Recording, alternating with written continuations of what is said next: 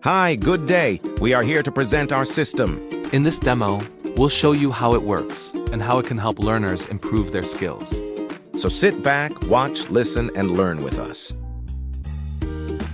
Dito po nagsisimula ang ating system. Sa login phase, itatry po siya ng isa sa ating mga estudyante. Gagawa po siya ng account dito through sign up.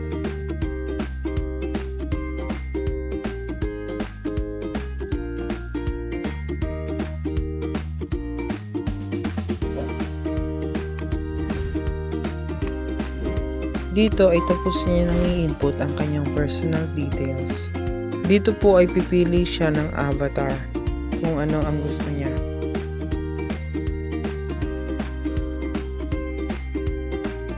After niya po makapili ng avatar, magpo-proceed na po siya sa navigation guide. Dito po ay tuturuan po siya ng system kung paano ito i-navigate.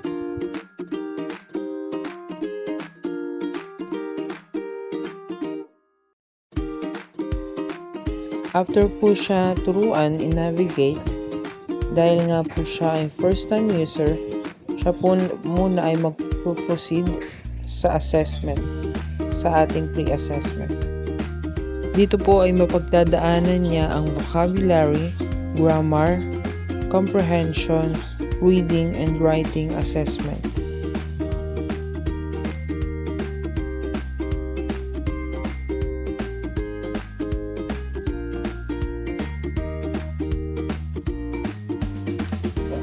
Basa.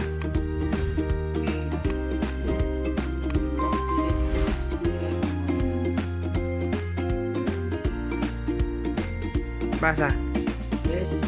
Dito po ay mag-undergo siya ng reading upang malaman po ng system kung ano pong placement niya. Kung siya ba ay beginner, intermediate, or advanced sa reading.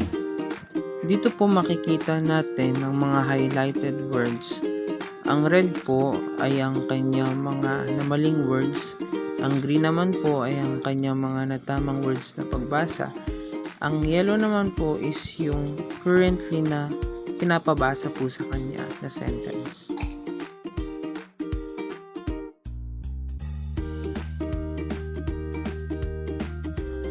After po nun, i-declare po sa kanya ng system kung ano po ang placement niya. Kung siya ba ay beginner, intermediate, or advanced. Dito naman po ay mag-undergo po siya ng tracing. After po neto, ganun din. I-declare din po sa kanya kung ano po ang placement niya.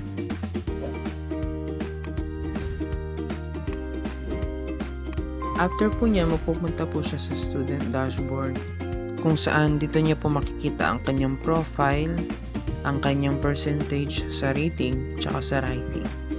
After po nun, pwede na po siya mag-continue sa session kung saan po ang una niya po mapagdadaan ay ang reading session. After po nun ay ang quiz, and then writing task naman po ang kasunod. Kung makikita nyo po, may mga nalabas na speech bubble. Yun po ay ang feedback sa kanya. After po nun, proceed po siya sa quiz para matest po ang kanyang comprehension.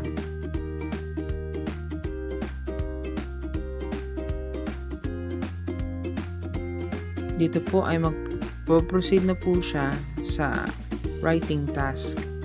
So after po niyan, loop lang po ang mangyayari. Babalik po siya sa reading task ulit.